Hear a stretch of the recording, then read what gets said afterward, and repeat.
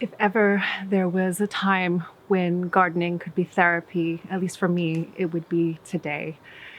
And Louie, who you know through my YouTube channel, my cat, is very ill right now. And if you've been following what's been going on over on Instagram, I actually took him on an emergency trip last week to England. So we took the ferry across to go see a specialist. And that's because the vets here on the island couldn't help him. They didn't have the right equipment. He's had respiratory issues all year. He was diagnosed with asthma. Thought that was it, but no, there's a secondary thing. And last week, they did a CT scan and they're pretty sure that he has cancer in his nose, so up in his nasal cavity. So we're just waiting until Wednesday when we get the results back that will confirm cancer and what type, and if there's any kind of therapy that they can provide for him. So, but for right now, he's resting, and I've been syringe feeding him because he's gone off his food because he can't smell anything, and just trying to stay hopeful. But in the meantime, there's plenty to do in the garden as usual. And while I've been gone, I've not been watering, obviously, in my greenhouse, just totally forgot about it. It wasn't a priority at the time. And the plants inside, they're pretty much at the end of the season anyway. So I'm just today spending the afternoon collecting the last of the tomatoes. I'm going to clear out the greenhouse. This is something that you could be doing right now as well. I'm going to give it a good wash, and then I'm going to start moving some greens inside, and I'm going to sow some lettuce seeds as well. And the greenhouse is a good place to continue growing crops over the winter. It is protected, and there are things that you can do to continue the gardening experience all year round.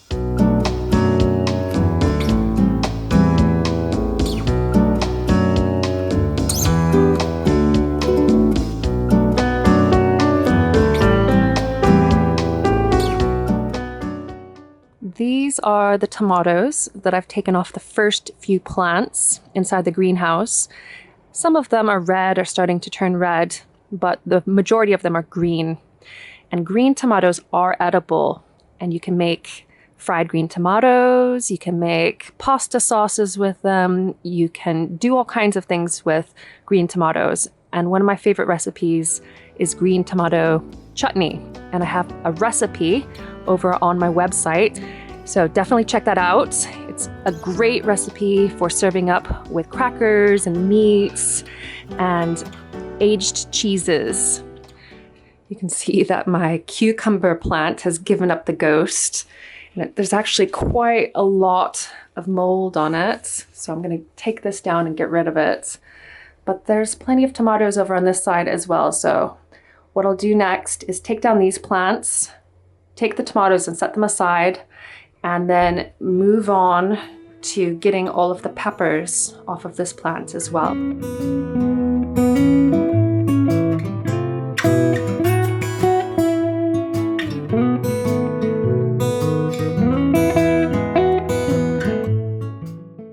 Quite a few people will have seen my DIY Oya video thus far, and these are basically pots that help keep plants watered. And I think now more than at any other time, when I take the pots out of the soil, you'll see how they work. So first of all, look at all of those roots there. Those are from the tomato plant that was growing right next to it. And they were all just growing right into that pot. And then look at the roots growing in a circle around.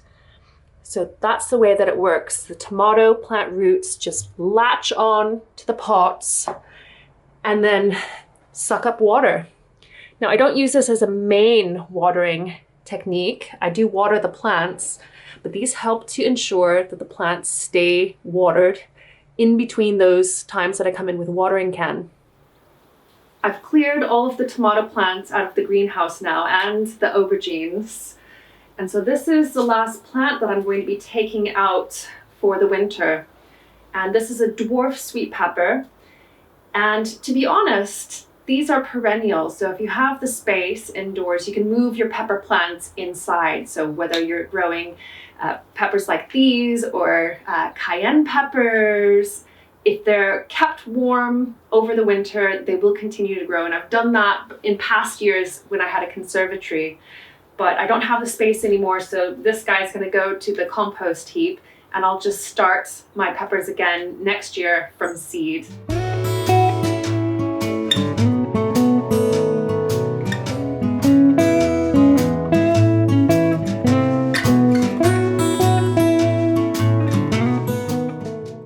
Even though I grew tomatoes in this all year long, pretty much, there's still lots of nutrients left in this because it was mainly manure to begin with. So what I've done is I've taken the oil pots out. The plant roots are still in there from the tomatoes. And then I've just roughed up what's left inside. And then I'm going to add an organic kind of soil conditioner on top. Ordinarily, I would put my own compost in here, but to be honest, I just don't have the time or energy to be going through those just yet. So I'm gonna save that task for later. All of the greens that I have planted in the former tomato planter are all plants from my raised beds. And there's lettuces, there's rocket, kale, there's mizuna, and a couple of other different types in here as well. So with luck, if the slugs don't find their way back in here, these will continue to grow at least for a while here under the protection of glass. Now, with that done, it's on to cleaning the glass itself.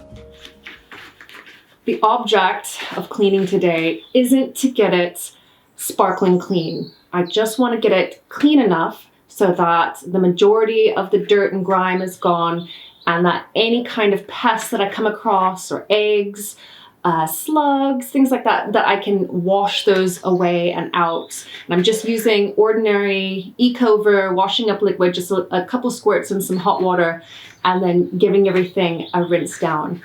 Now, earlier in the year, I did a video on deep cleaning the greenhouse, and I did use a product in there, an organic glass product. And I've been watching the glass all year, and it's been doing really, really good. There is a little bit of algae in some places, but if you were interested in deep cleaning your greenhouse, either now or in the spring, do have a look at that product, because I think it's doing the job in here. These little areas between the panes of glass are a real problem for collecting algae and other slime. So the fact that it's actually, for the most part, relatively clean is a good sign.